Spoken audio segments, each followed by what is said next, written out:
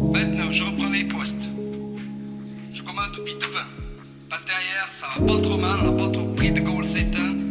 Mais devant, les gars, c'était pas suffisant.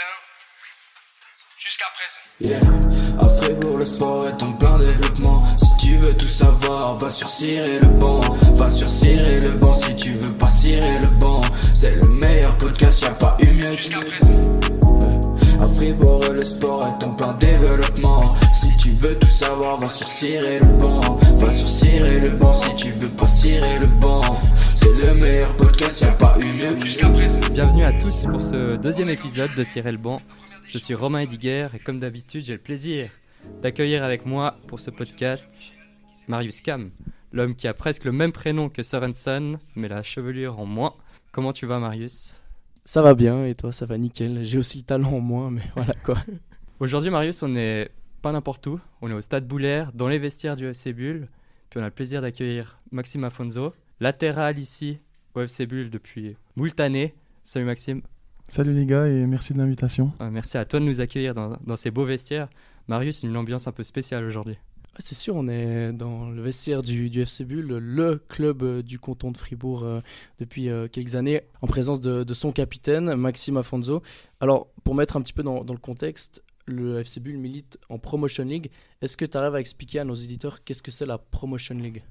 Bon, la Promotion League, c'est à l'heure actuelle la 3e division suisse. C'est vrai qu'elle est apparue il y a 6-7 ans, si je dis pas de bêtises. Il faudra peut-être confirmer, mais à la base, il y avait que la Première Ligue, Challenge League et Super League. Et ils ont inclus cette Première Ligue Promotion League, pour permettre aussi à plus d'équipes de pouvoir monter les échelons. Et aussi, comme on le voit à l'heure actuelle, d'introduire ces M21 qui sont 5 à l'heure actuelle dans le groupe. Alors tu disais 3e division suisse, donc un peu pour vulgariser, pour mettre en contexte pour les gens qui ne savent pas forcément ce que ça représente. On a la Super League où on a des équipes comme Sion, Bâle, Young Boys. En dessous, on a la Challenge League avec des équipes comme Neuchâtel Xamax, Stade Lausanne-Ouchy ou encore le Lausanne Sport. Et puis du coup, le FC Bulle joue en Promotion League, en 3e division. Et finalement, la meilleure équipe du canton de Fribourg. Exactement. Et comme on fait au début de chaque podcast, notre nom c'est Cirer le banc. Donc on va te poser la traditionnelle question d'intro. On aimerait savoir qu'est-ce que ça signifie pour toi l'expression cirer le banc. Moi, ça me rappelle un peu les discussions de par exemple mon papa avec ses copains, et puis qui disait d'un coup il parlait de quelqu'un, il me disait oh mais lui il cirait tout le temps le banc. Donc c'est vraiment quelque chose qui m'a assez fait rire quand j'ai entendu le nom de votre un peu entreprise ou. Et puis c'est vraiment, c'est ça qui me fait penser un peu à mon discussion de mon papa qui côtoyait un peu des gens dans le vestiaire et autres. Ça m'a vraiment fait penser à ça. Pour toi, c'est étroitement lié au sport et au football, ou ça peut aussi toucher à un autre aspect ? J'ai toujours entendu ça au niveau du sport, donc, et après je dirais surtout au niveau du football, parce que voilà, je suis là-dedans et mon papa était dedans aussi, donc les discussions que j'entendais c'était vis-à-vis du foot. Mais je pense que ça peut aller sur plein d'autres thèmes, autres que le sport aussi. Donc pour commencer, on va partir sur 3 thèmes durant ce podcast. Premièrement, ta carrière en bref, tes débuts avec la Tour Le Paquier et ensuite ton arrivée à Bulle. Ensuite, on va discuter du foot fribourgeois, son développement et pourquoi il est un petit peu largué par rapport aux autres cantons, notamment romans ou même suisse-allemand. Et ensuite, on va parler un petit peu de toi, ta vie et ton futur. Donc pour commencer, où est-ce que tu as commencé le football ? Alors j'ai commencé le football à la Tour. À la Tour Le Paquier. Exactement, j'ai commencé par faire mes juniors à la Tour. Et puis ensuite, il y a eu le Team Lagrière qui s'est fait. Et du coup, j'ai été pris au Team Lagrière ici à Bulle. En étant j'appartenais toujours à la Tour. Donc ça, c'est marrant parce que quand on était petit, on est joué au Team Lagrière. On disait toujours qu'on appartenait à la Tour parce que ça nous tenait à cœur. Et puis finalement, tu as fait 2 années au Team AFF. Mais ça s'est pas très bien passé, ça fait erreur. Exactement. Non, alors j'ai fait M13, M14, M15 au Team AFF. Et puis pour moi, le foot, ça a toujours été du partage, du plaisir, mais surtout, c'était un sport collectif. Et en fait, pour moi, en arrivant à Fribourg, je suis arrivé dans quelque chose de très individuel, où voilà, c'est le meilleur qui joue, et c'est un peu, entre guillemets, chacun pour sa gueule. Et c'est vraiment quelque chose où j'ai eu du mal à comprendre, à accepter. Et c'est pour ça que je me sentais en fait pas du tout bien dans ce milieu-là, et pas du tout aussi à ma place. Et c'est pour ça qu'au bout d'un moment, j'ai décidé d'arrêter et de revenir ici à Bulle. Tu as peut-être un exemple à la Team AFF où tu t'es dit, tu parlais d'individualité, où tu t'es dit, tu as un exemple où à un moment tu t'es dit, ouais, bon, ça c'est pas pour moi. Mais il y avait déjà en fait une grosse différence entre les gruyériens et les Suisses allemands. Enfin, les gruyériens, les Romands et Suisses allemands, en guillemets. Et puis là-dessus, en fait, ça faisait qu'il y avait déjà une différence dans le vestiaire, en fait. Donc nous, en tant que gruyériens qui allons à Fribourg, et les Suisses allemands ou fribourgeois qui étaient là-bas, il y avait déjà des clans, en fait. Et déjà là, il y a quelque chose qui changeait, qui était différent. Tout bon. Ok.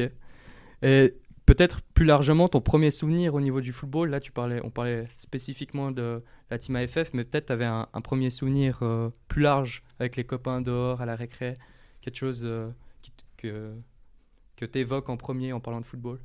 Oui, ça me rappelle, j'habitais dans un immeuble étant petit, et puis il y avait une énorme place de jeu avec des goals de foot. Ça me rappelle tous ces souvenirs-là, le fait de jouer des heures dehors en rentrant de l'école, le fait à chaque fois en allant à l'école de prendre un ballon de foot. Puis c'est vrai qu'à la récré, on jouait tout le temps au foot aussi, donc c'est vrai que c'est un peu là où tout a commencé, et puis c'est ce plaisir-là de prendre le ballon et de partager ça à la récré dans un premier temps avec des copains de classe, mais aussi ça a amené d'autres personnes qui n'étaient pas forcément dans la même classe, qui aimaient le foot et qui ont partagé ça, donc c'est vrai que ça rappelle pas mal de souvenirs. Finalement, tu sors de ce centre de formation, voilà, tu as fait tes M13, M14, tu reviens ici en Gruyère, et ensuite tu fais encore quelques années en junior, c'est ça, et ensuite tu pars du côté de la Tour-le-Paquier, en deuxième Ligue Inter. Comment ça s'est passé un petit peu cette transition junior et directement monde des adultes? C'est vrai que ça a été assez particulier parce qu'en fait, je suis revenu ici à Bulle en junior C, donc en inter C on était. Et en fait, il m'a fallu quand même une année pour me remettre entre guillemets de ce Team AFF parce que tout le monde pensait que j'allais être au-dessus en fait, étant donné que j'avais fait une année au Team AFF. Et en fait, j'étais vraiment dégoûté du foot et je n'avais quasiment presque plus envie parce que j'avais été dégoûté de ça à Fribourg. Et puis c'est pour ça qu'en revenant ici, je dirais bien qu'il m'a fallu en tout cas minimum 6 mois pour retrouver le niveau de jeu que j'avais, alors que c'était uniquement dans la tête. Et puis suite à ça, petit à petit, j'ai retrouvé des copains ici, j'ai retrouvé le plaisir de jouer. Et puis une fois que tu reprends le plaisir de jouer et que tu te poses plus la question de ce qu'il faut faire ou pas, et de nouveau tout fonctionne. Et après, c'est vrai que j'ai fait encore une année d'Inter B ici. Et gentiment, il y a la Tour qui est venu s'intéresser, qui nous ont suivis ici en junior. Et après, mon début à la Tour s'est passé qu'on avait fait un entraînement par semaine avec la Tour. Et puis, si d'un coup la Tour n'était pas assez avec la une, on allait encore le vendredi et le samedi avec eux. Mais c'est vrai que c'était un processus qui a été assez lent. C'est que on était jeunes aussi, on était en Inter B. Et ils nous prenaient une fois par semaine. Tous les mercredis, on allait avec eux pour s'entraîner. Et on venait pas ici en junior. C'était déjà au niveau de deuxième Ligue Inter. C'était déjà au niveau de la deuxième Ligue Inter, oui. Puis le décalage n'était pas trop compliqué de passer de B Inter en deuxième Ligue Inter. On sait que deuxième Ligue Inter, c'est quand même un sacré niveau.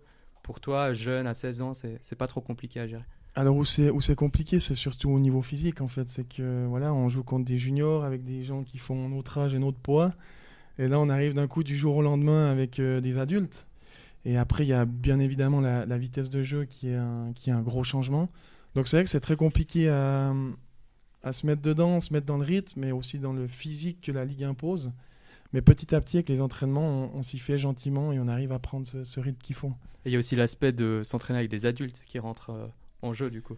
Exactement, que ce soit dans les discussions, dans les discours, les communications qu'il y a, c'est des adultes, ils ont de l'expérience là-dedans aussi, et il y a un grand respect à avoir vis-à-vis d'eux et vis-à-vis du club aussi. Donc c'est sûr que c'est un changement que de côtoyer des jeunes toute la journée. Finalement, en 2013, tu as 17 ans, c'est ta vraie première saison avec la Tour-le-Paquier. L'année d'avant, tu avais déjà joué quelques matchs, mais la plupart du temps, tu étais sur le banc ou bien avec les juniors. Explique-nous un petit peu comment elle s'est passée cette vraie première saison où tu étais déjà décrit dans les médias comme le joueur à suivre. C'est assez fou parce qu'en fait, en commençant à la Tour, j'ai fait 1-2 matchs. Et 1-2 matchs où j'avais pas forcément été très bon. Et puis, je m'étais fait reprendre par les anciens, en fait.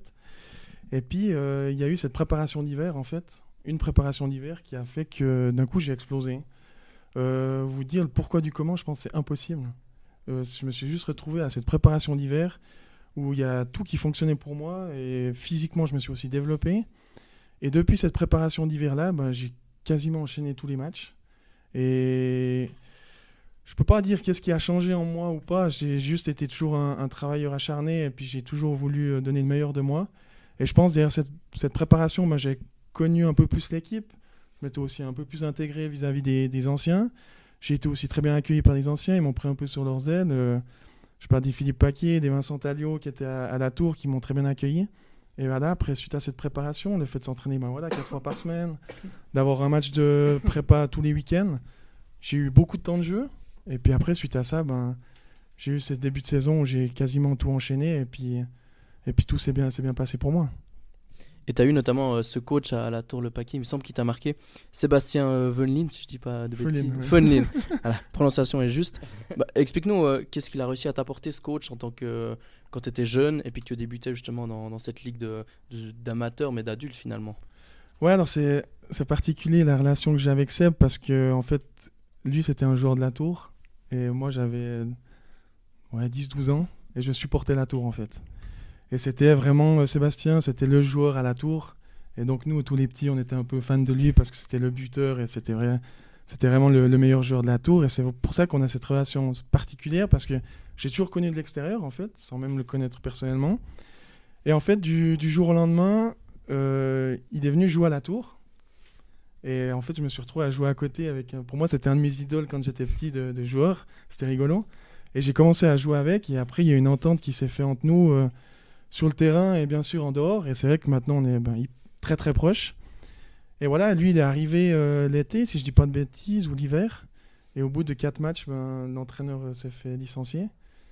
Et c'est lui qui a repris en gros le flambeau. Et il nous restait... Non, c'est pas vrai, il nous restait 4 matchs. Et ces 4 matchs-là, on devait absolument sauver avec la Tour. Parce qu'on était relégables. Et on a réussi à sauver avec Sébastien, justement. Et derrière, c'est vrai que lui, il avait une vision du foot qui était assez folle, c'est que c'est un peu le Pep Guardiola, on dit. Il est fan de Pep Guardiola et il veut un jeu posé, un jeu léché, que ce soit beau à voir, mais aussi spectaculaire offensivement. Et c'est vrai que c'est aussi la personne qui m'a replacé en tant que latéral alors que j'étais ailier. Donc il a fait un peu à la Pep où il veut des latéraux qui montent beaucoup. Et lui, il avait cette idée-là et c'est lui qui m'a mis à ce poste en fait. C'est aussi à cette période où Pep Guardiola a du succès avec Barcelone. Donc il est un peu aussi... je pense qu'il a un peu contribué à ça, en fait.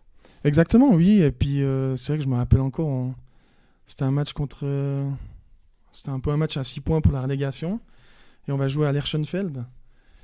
Et puis, celui qui gagnait, il se donnait déjà un coup d'air sur la barre. Et il arrive, c'était sa première composition depuis qu'il avait repris l'équipe. Et il met les 2 ailiers, donc, qui étaient moi... latéral ailier gauche et Patrick Dos Santos ailier droit. Il nous recule en fait les deux comme latéral. Et puis on était là et on s'est dit il est un peu fou quoi. Et puis en fait on a fait les deux un match fou et puis on a fait que de monter. Et puis les deux ça a été un peu notre révélation à ce poste en se disant mais en fait c'est trop bien parce qu'on peut monter, on arrive depuis derrière et personne nous attend. Est-ce qu'il accompagnait ces changements surprenants par des explications ou pas forcément? Oui, il y a eu beaucoup de discussions justement. C'était quelqu'un qui était jeune, qui était proche de nous, on avait joué avec. Donc c'est sûr qu'il y avait beaucoup d'échanges, beaucoup de discussions. Et surtout, il nous a appris sa vision de jeu en fait et ce qu'il voulait. C'était important de ne pas mettre seulement quelque chose en place et puis de se dire, moi je veux que ce soit comme ça. Il nous expliquait son point de vue, sa manière de faire, sa manière de vouloir jouer. Et c'est quelque chose qui s'est très bien passé avec lui. Ouais. Finalement, en été 2015, tu passes de l'autre côté de la Trême, tu reviens au FC Bulle. Et là, tu arrives dans un statut d'enfant du club. Mais toi tu arrives ici et tu veux te voir comme un renfort pour le FC Bulle. Ouais, c'est un peu ça, c'est vrai. Je suis parti de la Tour parce que en fait, j'avais envie de voir plus haut. Et je m'étais toujours dit que je ne partirais pas dans la même ligue. Mais voilà, il y avait Bulle et puis je sais qu'ils avaient les ambitions de monter. Et pour moi, c'était vraiment un objectif de venir ici. Donc c'est vrai qu'en plus, les journaux m'avaient annoncé en tant que renfort et je sais que je devrais prendre un peu ça à cœur et parce que j'y tenais aussi. Et c'est vrai que en arrivant ici, mon intégration s'est aussi hyper bien faite parce que je connaissais aussi pas mal de joueurs de Bulle en dehors. Et puis du coup, tout a aussi bien fonctionné en arrivant ici. Tu as marqué ton premier but avec le FC Bulle, c'était le 8 août 2015 lors d'une victoire 4-1 contre le Stade Bayern. Tu as mis un doublé ce jour-là, est-ce que tu te souviens ? Je me souviens très bien, ouais. C'est vrai que je me souviens comme si c'était hier de ce match. Parce qu'on était 0-0 à la mi-temps. Et puis, je me rappelle qu'à la mi-temps, il y a le gardien, donc qui était Cédric Zimmermann, qui est vers moi et puis qui me dit la prochaine fois que tu as un ballon, tu frappes. Tu te poses pas de questions, tu frappes. Et puis, c'est vrai que je crois qu'autour de la 50e, j'ai un ballon à 30 mètres. Puis, en fait, je me pose pas de questions, je frappe. Et puis, je crois qu'elle finit pleine lucarne. Et du coup, c'était vraiment un bon souvenir. Et ce match me marquera toute ma vie et j'oublierai jamais ça. Tu arrives à Bulle sous la houlette de Giulio Servadio, un entraîneur bien connu dans le paysage fribourgeois. Comment tu l'as vécu un petit peu d'être sous les ordres de Giulio ? Écoute, très bien. C'est vrai qu'il y avait déjà un très bon vestiaire avec des joueurs de la région. Doudou était quelqu'un qui connaissait aussi très bien le milieu, qui connaissait aussi l'équipe et autres. Et c'est vrai que c'était un entraîneur, lui, qui basait beaucoup ses entraînements sur la tactique de base, donc la tactique et technique de base.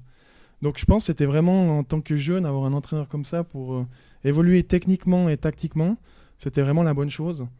Et c'est vrai que on aurait aimé avoir plus de résultats plus vite avec Bulle. Et je pense pas que c'est forcément lui le fautif ni quoi que ce soit, mais c'est vrai qu'il nous a fallu quand même 4 ans avant de monter. Et il a fait 3 ans avec nous. Mais je pense que vraiment ça a été un entraîneur qui m'a apporté beaucoup, que ce soit au niveau mental aussi. C'est quelqu'un qui aimait beaucoup parler, qui était un motivateur aussi hors pair. Et surtout, ben voilà, comme j'ai dit avant, techniquement et tactiquement, ça aide aussi.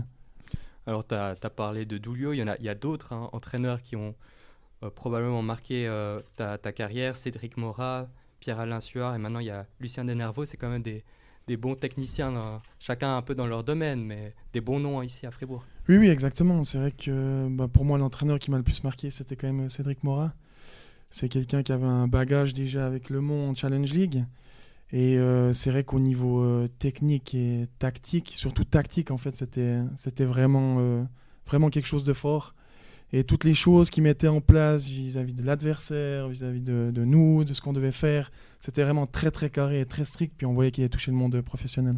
Tu as un exemple concret ? Des exemples, c'est qu'on arrivait par exemple vendredi dans les vestiaires, il y avait une feuille avec tous les joueurs de l'équipe adverse qu'on devait faire attention. Le nombre de buts qu'il avait par exemple marqué ou autre. Il y a des heures et des heures de tactique qu'on a fait sur le terrain. Ça allait juste en fait où même en travaillant le physique, on le travaillait sous forme tactique. Par exemple, on y mettait en place son 11 sur le terrain. Puis pour travailler physiquement, on devait faire le déplacement qu'on allait faire par exemple le week-end. Par exemple, le central qui doit sortir de 15 mètres ou faire une couverture de 15 mètres derrière, il le faisait sous forme physique. Donc tout ça, c'est des détails qui font te dire que voilà, il y a quelque chose en plus en fait. Et c'est là que c'est intéressant et que pour moi, j'ai beaucoup évolué à cet âge-là. Avec le FC Bulle, du coup, vous montez en première ligue, tu fais tes armes en première ligue. Comment ça s'est passé de passer à l'échelon un petit peu supérieur et d'arriver en première ligue fribourgeoise avec le FC Bulle ? Pour moi, ça a toujours été un objectif en fait. Parce que quand j'étais à la Tour, il y avait que la première ligue, si je dis pas de bêtises, il n'y avait pas la première ligue promotion. Donc moi, en tant que joueur, et même quand je regardais la Tour qui évolue en première ligue et Bulle aussi, ça a toujours été l'objectif de jouer en première ligue. Je visais pas forcément plus haut parce que je me disais dans ma tête, je vais aller jouer en première ligue. Parce que je venais voir aussi Bulle qui joue en première ligue ici, et puis j'avais cet objectif-là. Et puis c'est vrai que pour moi, la montée, ça me disait que j'atteignais un premier objectif, et puis j'allais pouvoir découvrir enfin cette ligue. Bon, tu as joué quand même deuxième ligue inter à 17 ans, première ligue, maintenant Promotion League. Maintenant, tu as quand même peut-être l'idée d'aller en Challenge League. Ah oui, de toute façon. façon. De la tête. Non, j'ai toujours eu des objectifs et des envies. Je me suis jamais mis de frein par rapport à mon avenir et autres.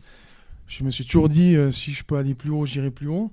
J'ai eu 2-3 contacts qui sont faits les années passées. Malheureusement, ça s'est pas fait. Mais c'est toujours mon objectif. Si d'un coup, l'année prochaine, j'aurai quelque chose pour aller plus haut, j'hésiterai pas à réfléchir. Et puis, j'ai cette envie d'aller jouer plus haut, oui. Donc des contacts avec des clubs de Challenge League l'été passé. Est-ce que c'était l'été passé ou il y a 2 ans ? Je crois que c'était déjà il y a 2 ans où j'avais eu un contact avec une Challenge League, ouais. Et puis malheureusement, ça s'était pas fait. C'était quelle équipe ? Ouais, je sais pas si on a le droit de dire. Non, c'était Yverdon. Yverdon Sport. Exactement, oui. Qui sont plutôt bien classés maintenant en Challenge League. C'est vrai que c'est intéressant. Et maintenant, je vais te dire une date, tu vas me dire si tu sais à quoi elle correspond. Je te dis le samedi 11 juin 2022. La montée, les finales. Bah ouais, Quand Bah même, oui. quand même. quand même. Une victoire 4-2 contre Tougan aux prolongations. Vous accédez à la Promotion League devant plus de 3000 spectateurs. C'était un moment du football fribourgeois qui restera ancré dans l'histoire. Et pour toi et puis pour le FC Bulle aussi.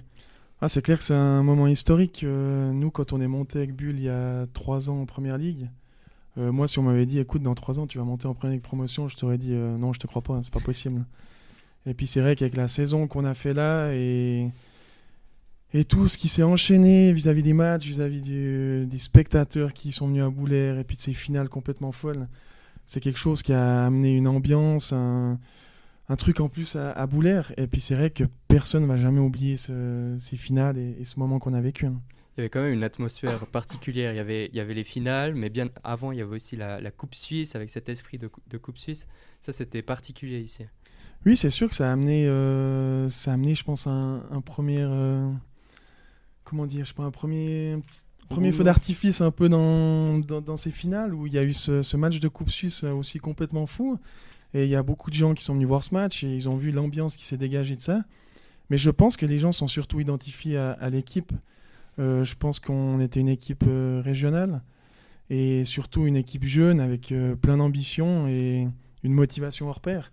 Et de toutes les discussions que j'ai pu entendre, et je voyais que les gens qui venaient voir, c'est qu'ils disaient, mais vous avez une équipe qui fait plaisir, vous êtes une équipe de combattants, et ça nous donne envie de venir voir. Et c'est ça qui a amené aussi beaucoup pour la suite. Pour finir un petit peu ce premier thème, maintenant vous militez en Promotion League avec le FC Bulle, vous êtes milieu de classement, grâce au retrait de Casso, vous avez un bon coussin d'avance sur quand même les premiers relégables qui sont IV Juventus. Comment ça se déroule un petit peu ces débuts en Promotion League avec l'équipe? Il y a aussi pas mal de nouveaux qui sont arrivés, l'équipe a été remaniée. Comment ça se passe? Pour moi, en tout cas, quand on a commencé en Promotion League, c'était chaque week-end un apprentissage. Ça veut dire que chaque match, on apprenait de tactique, de technique, d'expérience par rapport aux joueurs qui jouent dans cette ligue. C'est vrai qu'il y a tout qui va plus vite. Il y a des joueurs qui ont un passé en Super League ou en Challenge League. C'est vrai, et puis ça fait beaucoup en fait. Donc pour moi, c'est vrai quand on a commencé, c'était chaque week-end un apprentissage, une nouvelle chose à apprendre. Et pour moi, on s'en est très bien sorti sur ce premier tour. C'est vrai que quand on voit le nombre de points qu'on a fait, les équipes contre qui on a joué, pour moi, il n'y a jamais un match où je me suis dit on n'a rien à faire dans cette ligue. Donc c'est vrai que là-dedans, je me dis qu'on est à notre place en fait. Et puis maintenant, à ce deuxième tour, c'est corriger toutes ces petites erreurs qu'on a fait par exemple au premier tour. Et puis surtout, continuer à engranger le maximum de points possible pour sortir de ces zones rouges le plus vite possible. Et puis surtout aussi préparer la saison suivante. Il y a Lucien Denervaux l'autre jour qui parlait, l'objectif principal c'est le maintien, mais forcément quand on joue sur le terrain on vise la victoire et à force de victoire on vise un peu plus haut. Il y a quand même un second objectif ou quelque chose en tête ou pas forcément? C'est dur de se dire un objectif après cette première saison. Je pense que pour nous en tant que joueurs c'est une découverte, pour le staff aussi, pour les dirigeants, c'est une découverte pour tout le monde. Là-bas c'était le maintien. Maintenant, oui, je pense que le maintien il est quasiment fait. Il faudra encore quelques points, mais c'est vrai qu'avec le retrait de Casso et le nombre de points que IF Juventus a, c'est quasiment fait. Mais pour moi, je pense que pour ce deuxième tour, c'est surtout prendre le maximum de points possible pour aussi préparer en fait l'année prochaine. Donc c'est déjà partir sur une dynamique positive en trouvant nos marques, en gagnant beaucoup de matchs, et c'est ce qui donne aussi de la confiance. Et c'est surtout pour préparer l'année prochaine. Et après, l'objectif, pour nous, c'est d'aller le plus haut possible.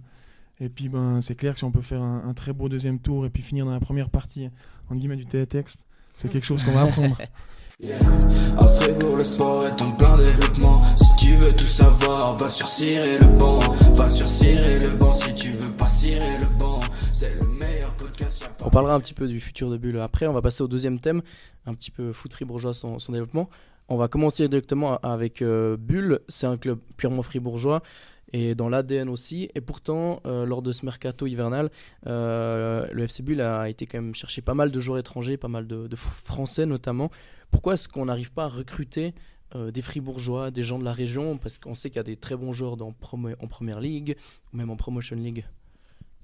Je pense que c'est très dur à l'heure actuelle au niveau du foot fribourgeois de trouver des joueurs et des jeunes qui ont le niveau de Première Ligue promotion. on voit à l'heure actuelle que tous les clubs qui sont aux alentours, ils évoluent en deuxième ligue ou deuxième ligue inter. Donc c'est ça où maintenant, pour moi, il y a un énorme saut entre la deuxième ligue inter et la Promotion League. Et c'est là où je pense que c'est très compliqué d'un coup de pouvoir compter sur un bon joueur qui évolue en 2 inter, de pouvoir faire le saut directement en Promotion League. Je pense que l'écart est peut-être un peu trop à l'heure actuelle. Donc ça voudrait dire que le réseau de footballeurs fribourgeois n'est pas assez vaste à l'heure actuelle. Je sais pas s'il n'est pas assez vaste. Je pense qu'on a une région qui est quand même assez grande, où il y a quand même énormément de clubs. Mais c'est clair qu'on a toujours parlé de cette pyramide en Gruyère, où il y avait Bulle qui était en première ligue, la Tour en 2 inter, Haute Gruyère en deuxième ligue. Ça fonctionnait. Maintenant, voilà, nous on est monté d'un échelon supplémentaire. Et pour bien, c'est vrai que si on arriverait, c'est avoir d'un coup un club maintenant qui arrive à monter encore en première ligue pour qu'on puisse retrouver cette stabilité. Et puis après, c'est clair que voilà, il faut qu'on essaye aussi d'attirer un peu des jeunes, d'un coup des teams AFF et autres, qui arriveraient à venir chez nous. Il y a quand même un club fribourgeois qui est en première ligue, c'est Portal-Banglais-Trans. Mais est-ce que ces joueurs de Portal-Banglais-Trans, ils préfèrent rester un petit peu dans leur zone de confort là-bas, où tu n'as pas les déplacements jusqu'à Kierso par exemple, et où peut-être tu es un petit peu mieux payé, et puis pas forcément venir à Bulle parce que c'est pas la solution de facilité? Alors c'est vrai que j'avais oublié Port-Allemand, souvent tendance, ils sont un peu plus loin que la région, et on a tendance à les oublier. C'est vrai qu'il y a Port-Allemand. C'est vrai que peut-être il y a quelque chose aussi au niveau de la facilité, c'est que en fait c'est rester proche de où on est, et puis c'est sûr que de venir à Bulle, c'est vite des gros déplacements. Après, comme tu l'as dit, il y a aussi d'un point de vue financier, on n'est pas forcément un club avec un gros budget, et on va pas non plus aller pouvoir chercher des joueurs pour X milliers de francs et puis qu'ils acceptent de venir comme ça, quoi. Donc c'est sûr que là aussi, il y a quelque chose peut-être qui coince, et c'est aussi peut-être plus compliqué d'attirer des joueurs qui viennent un peu d'ici.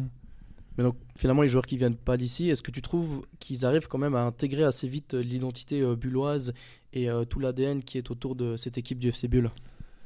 Assez vite, je pense que oui, parce que c'est assez marqué quand tu vois que tu passes la porte du vestiaire, tu sais en guillemets vite fait où tu arrives. Mais c'est clair que c'est une mentalité à prendre, c'est tout un état d'esprit qui change par rapport à où tu peux jouer, je pense. Et comme je l'ai dit le week-end passé après le match contre Zurich, pour moi, il y a vraiment l'équipe qui a compris le message. Et j'ai dit, voilà, il faut aussi accueillir les nouveaux, il faut les prendre, il faut aussi eux qui comprennent le concept, la mentalité de Bulle. Et c'est pas forcément facile. Mais quand j'ai vu que les nouveaux, voilà, le match qu'ils ont fait par exemple samedi, pour moi, là, ils ont compris l'état d'esprit de Bulle et la mentalité qu'on avait. Mais c'est quelque chose à prendre, oui, ça c'est sûr. Cette mentalité, cet ADN bullois, toi tu le ressens aussi en dehors du stade, que ça soit on sait que tu vas boire un café avant chaque match. C'est quelque chose dont on te parle ou pas forcément? Mais je pense que c'est surtout une identité propre à la région en fait. Si on parle d'un côté des caractères gruyériens, c'est non plus pas pour rien. Et je pense que ça vient vraiment de la région, de cette mentalité de travail avant tout. Pour moi, il y a personne, comme je l'ai dit, qui est au-dessus du collectif, et c'est pour ça qu'il faut tout donner, et les gens qui pensent d'un côté qu'à eux, ça ne fonctionnera pas ici à Bulle. Et c'est vraiment cette mentalité-là de groupe, de cohésion, de travail avant tout qui fait la différence ici à Bulle. Est-ce que tu penses que cette montée en Promotion League, ça a apporté un nouvel engouement dans la région de Gruyère, notamment dans la ville de Bulle, avec notamment les fans qui viennent de plus en plus nombreux au match, mais on sait quand même que le foot fribourgeois, en termes d'affluence, est quand même bien plus bas que certains autres cantons. C'est sûr que depuis en fait la promotion, il y a vraiment eu un gros engouement dans la région. C'est vrai que ça a donné un élan au foot fribourgeois. Et c'est vraiment quelque chose qui fait du bien. C'est vrai quand on voit le nombre de spectateurs qu'on a, c'est, j'ai envie de dire, énorme par rapport aux clubs dans lesquels la première ligue promotion évolue. On était joué à Rapperswil qui a touché la Ligue B il y a 2 semaines, il y avait 170 spectateurs. Donc c'est vrai que les gens qui viennent ici à Boulaire, je pense les autres clubs, ils doivent se dire mais c'est vrai qu'il y a une ambiance qui est très particulière ici. Et cet engouement-là est venu de cette promotion. Vous avez même votre petit propre groupe d'ultra, ça fait. Exactement, oui, on a ce groupe qui s'est créé pendant l'hiver, mais aussi un peu au premier tour, ils ont commencé. Et c'est vraiment quelque chose de fou. Pour moi, ça fait tellement plaisir d'avoir des gens qui nous suivent pareillement, qui sont prêts à faire des drapeaux, à chanter pendant 90 minutes, et peu importe où on va, ils nous suivent. Et je sais d'ailleurs que je crois que mercredi, il y a un petit groupe qui descend à Brûle, donc c'est vrai que c'est complètement fou d'avoir des des gars qui sont prêts à tout donner pour nous, quoi. C'est quoi la relation que vous avez avec justement ces supporters ultra? Il y a des messages qui s'échangent. Tu sais un peu comment ça se passe, l'organisation de ce groupe? Alors je sais que voilà, il y a 2-3 personnes qui sont un peu en guillemets chefs et puis qui gèrent un peu tout le ce qui est la paperasse, de créer des drapeaux, des chants et autres. Donc ça il y en a 2-3. Puis après nous, les discussions que j'ai avec eux, c'est vrai qu'il y en a 2-3 que je connais en fait, que je connais depuis pas mal d'années, et c'est toujours sympa d'avoir d'un coup des chants à ton nom ou d'avoir des messages avant les matchs en disant qu'il faut tout donner et puis que eux ils seront de toute façon là et qu'ils vont tout donner aussi. Donc c'est vrai que c'est hyper gratifiant et hyper motivant pour nous. Si on parle de sport fribourgeois, on est obligé de faire une parenthèse sur le FC Fribourg, qui était le club il y a quelques années, et là finalement qui croule sous les dettes, qui a annoncé son retrait de deuxième Ligue Inter. Comment tu as réagi un petit peu par rapport à cette annonce? C'est clair que c'est quelque chose de dur pour le football fribourgeois. C'est vrai qu'en guillemets, Fribourg a toujours été le club numéro 1 ici pendant plusieurs années. Et depuis quelques années, c'est nous qui avons repris entre guillemets, le lead là-dessus. Mais c'est clair que ça fait jamais plaisir de voir ce genre de choses. C'est toujours décevant de voir qu'il y a des clubs qui d'un coup tombent aux enfers, comme on pourrait le dire. Et puis que c'est surtout pour moi, pour tous les jeunes, le football fribourgeois, ça fait du mal. Et j'espère que d'un coup, ils arriveront à retrouver au plus vite cette stabilité. Mais on sait que le FC Fribourg était déjà un petit peu envenimé depuis quelques années. On sait qu'ils avaient des dettes, qu'ils payaient beaucoup trop des joueurs. Est-ce que tu penses que c'est aussi le choix des dirigeants qui ont entraîné cette descente aux enfers du club? Je pense que de toute façon, au bout d'un moment, quand il y a des problèmes pareils, c'est qu'il y a quelque chose qui a mal été. Et je pense qu'à l'heure actuelle, comme on le dit, ça fait plusieurs années en fait que ça tire en longueur. Et sans qu'il y ait vraiment de changement et sans qu'on se dise une fois c'est bon, cette année on dirait qu'ils sont repartis sur de bonnes bases. Moi j'ai le sentiment que ça fait plusieurs années que le FC Fribourg travaille sur une mauvaise base et qu'en fait chaque année c'est de pire en pire. Et là c'est clair qu'il y a beaucoup de choses à remettre en question et il faudra voir par la suite, en espérant qu'ils arrivent à être relégués seulement en deuxième ligue et que ce ne soit pas une faillite totale du club. Alors on parlait du FC Fribourg. Il y a quelques années, il y avait le projet du FC Cantonal qui avait été proposé. Donc l'idée, c'était de réunir des joueurs de Gand, de Bulle et de Fribourg pour construire une équipe pour essayer de la monter en Challenge League. Quand on voit que Bulle arrive à être en Division 3 suisse sans les joueurs de Gand et de Fribourg, on se dit que c'est quand même possible. Oui, bien sûr que c'est possible.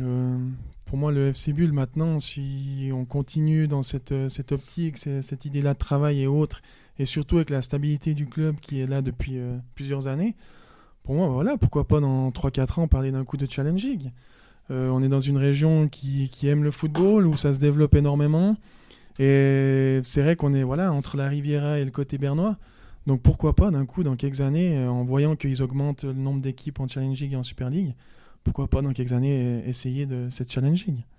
Mais si le FC Bulle veut rêver d'une Challenge League, est-ce qu'on devra obligatoirement passer par une collaboration avec les meilleurs clubs du canton, comme Gand, La Tour, Le Paquier ou Portal Banglais Trans? Bien sûr qu'il faudra, et il faudra de toute façon avoir une bonne structure là-dedans. C'est pouvoir aussi, pour moi, il y a un gros problème à Bulle à l'heure actuelle, c'est qu'on n'a pas de deuxième équipe. Donc d'un coup, si on arrive à collaborer avec une autre équipe de la région pour justement travailler sur des bases, travailler avec les jeunes aussi, qui puissent intégrer les deux inter, première ligue, et puis travailler plus haut, pourquoi pas avancer avec ça, oui. Vous avez eu une deuxième équipe pendant quelques matchs, elle était en 5e ligue, malheureusement c'est pas du tout passé comme prévu. Non, malheureusement c'est ça, ça fait plusieurs années que Bulle essaye de construire une deuxième équipe. Ils l'ont très bien fait il y a quelques années en arrière avec des jeunes. Et le problème, c'est que ces jeunes-là sont montés en 4e ligue et tous ces jeunes sont partis un peu dans les clubs à côté parce qu'il y avait aussi d'un coup l'argent qui rentrait en compte. C'est que certains clubs voulaient avoir ces jeunes pour peut-être 100 francs ou quelque chose, et puis c'est là qu'on n'a pas réussi à les garder, et c'est là que c'est dommage. Pour moi, c'est le gros problème à l'heure actuelle à Bulle, c'est de ne pas avoir une deuxième équipe. Puis la deuxième équipe que vous avez essayé de faire à Bulle, elle a été peut-être construite avec les mauvaises personnes aussi. Possible, c'est vrai que j'étais pas dedans pour le dire, mais c'est vrai que quand on voit ce qui s'est passé, c'est pas des choses qu'on aime voir, c'est pas non plus une belle image pour le club, mais c'est clair que c'est dommage qu'on n'a pas réussi à construire ça sur plusieurs années et puis pouvoir monter les ligues. Si maintenant tu avais le pouvoir de baguette magique de changer quelque chose dans le sport fribourgeois pour justement un petit peu améliorer cette collaboration, qu'est-ce que tu ferais? Ben, j'espérais qu'il y ait une équipe qui monte en première ligue de la région. Ça permettrait de faire justement une ligue entre la 2 Inter et cette Promotion League. Je demanderais aussi d'un coup d'avoir une deuxième équipe à Bulle qui évolue d'un coup en deuxième ligue, ça pourrait être très bien. Surtout pour les gens qui reviennent de blessures et autres, c'est quelque chose de hyper important à l'heure actuelle. Et puis sinon, c'est de continuer, je pense, l'entente qu'on a avec le team AFF. Et pourquoi pas encore améliorer d'un coup l'entente qu'on a d'un coup avec eBay aussi. Je sais qu'il y a des contacts un peu. Et pourquoi pas augmenter encore cette entente-là pour qu'on arrive à attirer des jeunes talents. L'idée, ça serait que Bulle soit un peu l'antichambre de eBay. Que eBay puisse envoyer un peu ses juniors pour venir faire ses gammes ici en Promotion League. Ça pourrait être bien. Le problème, c'est qu'on se retrouve dans la même ligue que les M21. Donc, c'est vrai que la deuxième équipe de eBay se retrouve en Promotion League. Mais c'est avoir cette entente que si d'un coup, il y a certains joueurs qui n'ont peut-être juste pas le niveau d'évoluer avec eBay M21, est-ce que d'un coup, ils n'auraient pas le niveau d'évoluer avec nous? Donc, c'est là où, pour moi, on peut d'un coup améliorer encore plus les contacts pour qu'on arrive à récupérer des jeunes talents de eBay. Pour clôturer un petit peu ce deuxième thème, si tu devais souhaiter à une équipe de monter en première ligue, ce serait laquelle? Je dirais la Tour parce que c'est un peu mon club depuis que je suis petit, mais je dirais après, voilà, c'est très compliqué de monter. Il faut avoir une base qui soit solide, il faut avoir les joueurs il faut aussi avoir le côté financier. Je sais qu'à l'heure actuelle, c'est vraiment pas facile de monter et c'est vrai que je comprendrais qu'un club comme la Tour puisse rester en 2 Inter. C'est sûr que c'est plus simple pour eux, ils sont établis dans cette ligue et tout. Mais d'un coup, pour le football régional, pourquoi pas avoir ce club en première ligue? Yeah. À Fribourg, le sport est en plein développement. Si tu veux tout savoir, va sur Cirer le banc. Va sur Cirer le banc si tu veux pas cirer le banc. C'est le meilleur podcast. On va passer du coup au troisième thème, un petit peu ta vie, ton futur, comment tu vois. Et on a dégoté quelques informations de la part de ton grand copain, également portier du FC Bulle, Kylian Ropra. Alors il nous a donné quelques anecdotes sur toi. La première, c'est qu'apparemment, tu laves jamais ton brassard de capitaine, sauf quand il y a une grosse défaite. C'est quand la dernière fois que tu l'as lavé? À IF à Rapperswil, j'ai pas joué, du coup je l'ai pas lavé. Quand Zurich on a gagné, là il est toujours dans le sac sale. Match amical, match amical, je l'avais lavé. Là, peu importe, je suis pas forcément superstitieux sur les matchs amicaux, donc qu'on ait gagné ou perdu, je le lavais tout le temps. Mais c'est vrai que j'ai un peu cette superstition de me dire que si on gagne, je lave pas mon brassard. Mais c'est vrai que quand on est monté première ligue après promotion, on a été sale pendant très longtemps. Et Kylian avait dit d'ailleurs qu'il courait, je pense encore dans les travées de Boulaire. Et on sait aussi que t'as un rituel, c'est que tu vas boire le café tous les matins au bureau, tu lis les journaux. Et puis aussi que tu prends énormément de place dans le vestiaire et puis que c'est un petit peu embêtant pour ton voisin Kylian Ropra. Il aime bien se plaindre quand même. Non, c'est vrai que j'ai mon petit rituel d'aller boire mon café le samedi matin au bureau. D'ailleurs, souvent, Kylian vient avec moi. J'ai été pendant des années aussi avec Sébastien Feline, justement. Donc c'est vraiment une petite tradition. Avec les jumeaux Yanni aussi, on allait tout le temps avant. Donc c'est une petite tradition qu'on a depuis plusieurs années et que maintenant je garde. Mais c'est vrai que si Kylian ne vient pas, souvent il dort encore. Donc il vient pas tout de suite, donc souvent je vais seul. Et puis après, c'est vrai que dans le vestiaire, il aime bien se plaindre du nombre de crochets que j'ai par rapport à certains. Mais je me dis que j'ai un crochet par nombre d'années que je suis dans le club. Donc c'est pour ça que j'en ai beaucoup. Donc le café, c'est quelque chose que tu fais tous les samedis? C'est quelque chose que je fais tous les samedis, ouais. Et si tu le fais pas, tu te sens un peu mal? Pas forcément, pas à ce point-là. Non, je suis quand même peut-être pas à ce point-là, mais j'aime bien avoir mon petit rituel. C'est vrai que si je vais pas, je pense pas que je vais être au fond du bac ou autre chose. Dans l'audio, dans ce qu'il nous a dit, il y avait un autre point assez drôle, c'était ta difficulté à parler d'autres langues que le français, notamment avec les arbitres. C'est un gros problème à l'heure actuelle. C'est que je parle que français, et puis la majorité des arbitres maintenant parlent quasiment que allemand, et souvent anglais. Et souvent ils essaient de switcher en anglais avec moi, mais ça fonctionne pas en fait. Donc c'est vrai que ça devient compliqué. Comment tu fais alors? T'appelles quelqu'un à la rescousse ou bien... Non, en principe, on communique avec les gestes au bout d'un moment. Mais quand je vois le nombre de cartons que je prends pour discussion avec l'arbitre, je pense que la meilleure chose, c'est d'arrêter de parler. Non. Du coup, samedi, quand tu t'es pris le deuxième jaune et le rouge, c'était juste un problème de communication avec les gestes. Il t'a mal compris finalement. Non, là, il m'a très bien compris parce qu'il parlait français. Mais j'ai justement pas été méchant, j'ai juste expliqué quelque chose. Donc c'est pour ça que je me dis que maintenant, même en expliquant des choses, je prends des cartons. Donc autant arrêter de parler et puis j'aurai moins de problèmes. Kian nous a aussi dit que tu avais un petit peu de difficulté à écrire en français. Il nous dit on comprend rien ce qu'il écrit. Mais pourtant, moi, ça m'étonne parce que quand j'ai échangé des messages avec toi, j'avais pas cette impression. Ouais, il est très compliqué et pénible, hein, c'est ça qu'il faut surtout se dire. Non, mais c'est un prof. Donc, il manque un S à la fin d'une phrase, s'il n'y a pas les bons points d'exclamation, les bons points, les virgules, c'est quelque chose qui lui saute aux yeux, ça devient très compliqué. Donc, en fait, c'est surtout ça qui veut parler, que quand ça va pas en français, c'est qu'il y a pas il y a un peu trop de fautes d'orthographe, on va dire. On a aussi demandé à Kian s'il était ton agent, comment il décrirait aux autres clubs pour qu'ils te recrutent. Il nous a dit que tu mouillais bien le maillot, tu avais un très bon pied gauche, qu'il était plus puissant que précis. Tu étais un bon motivateur, que ton pied droit il te servait plutôt à monter dans le bus et que ton couloir c'était un petit peu ton rail, que si tu te retrouvais un petit peu au milieu, tu étais un peu perdu. Ouais, il a trouvé les bons mots, c'est juste, c'est vrai que le pied droit il me sert uniquement à monter dans le bus, faut être honnête. Et encore, je pense que j'utiliserais le pied gauche, j'aurais plus de sécurité.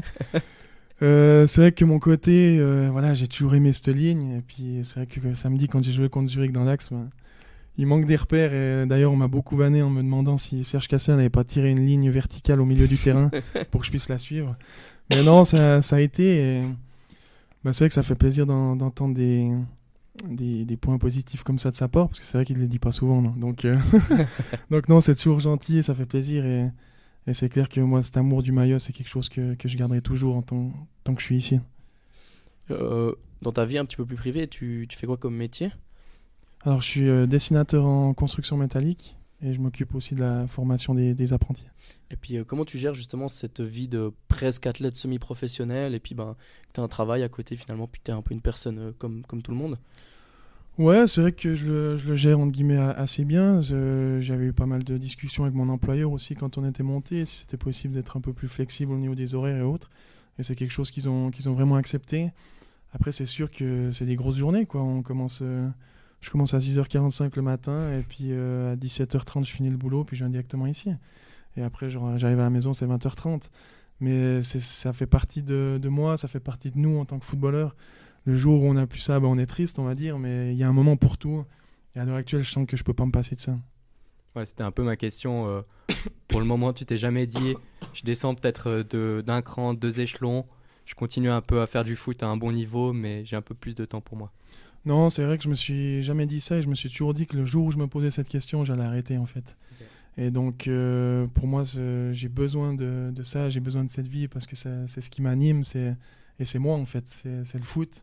Et c'est cette passion que j'ai pour ce club, pour le football, qui me fait vivre ces émotions. Je pense que tous les compétiteurs qu'on est, on a besoin de ressentir des émotions et c'est ce que le foot me donne.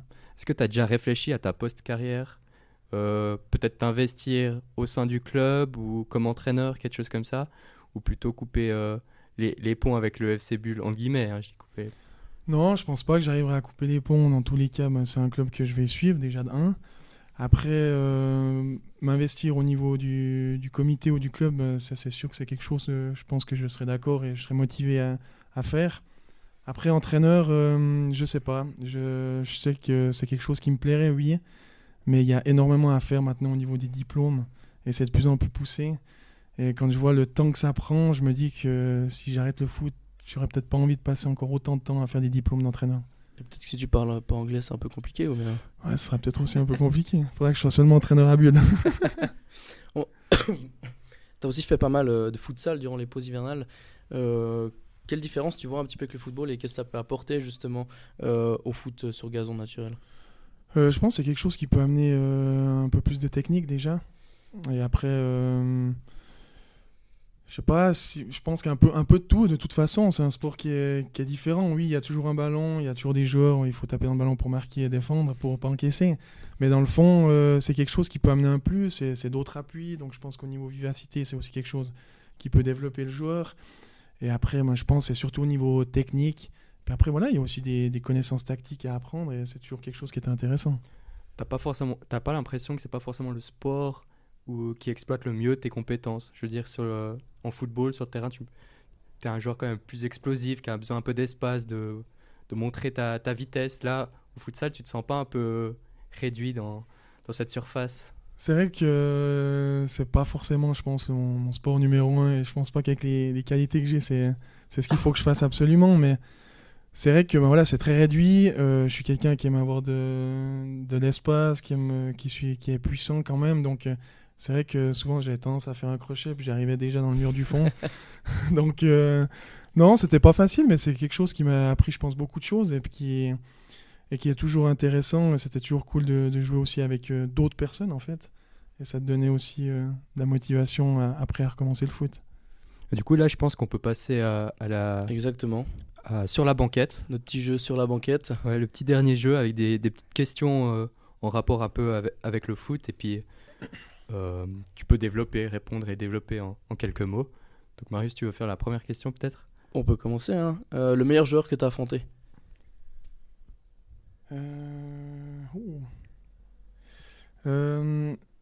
Moi, c'est celui qui me revient, c'est Oscar. C'est l'ailier de Carouge. J'ai perdu le nom de famille. Je sais que c'est Oscar, mais je pense que c'est un des meilleurs joueurs que j'ai affronté à l'heure actuelle. Ouais. Et un des meilleurs avec qui tu as joué? Alors, sans hésiter, Sébastien Feline. Justement, oui. Si tu devais changer un élément dans ta carrière, qu'est-ce que tu ferais de différent? Si je devrais changer quelque chose, je pense que j'irais peut-être voir une fois ailleurs, peut-être plus haut. J'oserais me relancer d'un coup dans un autre club pour découvrir d'autres choses, prendre de l'expérience. Je pense qu'il m'a peut-être toujours monté. J'ai toujours un peu cette peur d'aller découvrir le niveau d'en dessus. Donc peut-être que j'irais peut-être un peu plus vers les clubs en attendant que ce soit eux qui viennent me chercher. Au FC Bull, qui a le meilleur potentiel pour faire une vraie carrière professionnelle?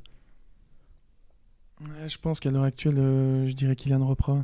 Je pense que c'est vraiment un jeune avec des qualités énormes. Maintenant, c'est sûr qu'il doit s'améliorer un peu dans tout. C'est normal, il est jeune. Hein. Mais je pense qu'au niveau des qualités qu'il a, pour moi, il a le niveau pour faire une vraie carrière. Tu préfères plutôt gagner une Coupe de Suisse avec le FC Bull ou une Ligue des Champions avec ton club de rêve? Une Coupe de Suisse avec le FC Bull. Donc c'est un peu mon club de rêve, on va dire. C'est une bonne réponse, ça. Ton coéquipier de rêve? Je dirais Lionel Messi, quand même, vu que c'est mon joueur préféré. Et ton entraîneur de rêve? Guardiola. Je suis un grand fan de Guardiola aussi. Qui est le meilleur en troisième mi-temps dans le vestiaire? Il y en a quelques-uns quand même. Mais je dirais quand même Arthur Deschenaux. Comment ça se fait que ce soit lui? Je sais pas, déjà c'est quelqu'un qui a une joie de vivre, qui est toujours content, et c'est vrai que quand on sort, c'est quelqu'un qui a jamais 30 secondes. D'ailleurs, on l'embête toujours parce qu'en soirée, on sait pas si on peut discuter avec, parce que il court partout, il danse, et c'est vrai qu'il nous fait vraiment rire, et je pense que c'est quand même le meilleur en troisième mi-temps. Et puis ton bar préféré de Bull? Le bureau, déjà, vu que je vais boire des cafés le matin, mais non, c'est vrai que le soir, on sort aussi souvent par là-bas. Puis après, c'est vrai qu'entre Mellow Cotton, après, c'est de toute façon des bars qu'on apprécie, et puis qu'on connaît aussi beaucoup les gérants, et c'est vrai que c'est toujours sympa le contact qu'on a avec eux. Tip top, on arrive gentiment à la fin de ce deuxième épisode de Cyril Ban avec toi, Maxime Afonso. Merci beaucoup. Merci à vous. C'était beaucoup. Cool, franchement. On aurait kiffé encore parler plein de moments, plein de trucs avec toi, mais voilà, on va pas faire trop long, sinon les gens, ça va faire un peu long pour écouter. On voulait vous dire déjà merci beaucoup pour les retours sur le premier épisode, ça fait trop plaisir, on a des vraiment bons retours, du coup ça fait plaisir, on va continuer, puis on se retrouvera dans 2 semaines, Romain, avec un nouvel invité, ça fera. Ouais, c'est exactement ça, merci beaucoup pour les retours, constructifs, positifs, puis on n'a pas encore d'haters, donc on est content. Merci Maxime de nous avoir accueillis ici dans les vestiaires du stade de Boulaire, puis voilà. Merci beaucoup à vous. Le jour où sortira cet épisode, ça sera mercredi, donc vous serez en plein match contre Brûle. Un petit pronostic contre Brûle? Une petite victoire 1-0, je dirais. On la prend. On espère alors. En tout cas, merci beaucoup, et puis à dans 2 semaines. Bye bye. Ciao. Yeah. À Fribourg, le sport est en plein développement. Si tu veux tout savoir, va sur Cirer le banc. Va sur Cirer le banc si tu veux pas cirer le banc. C'est le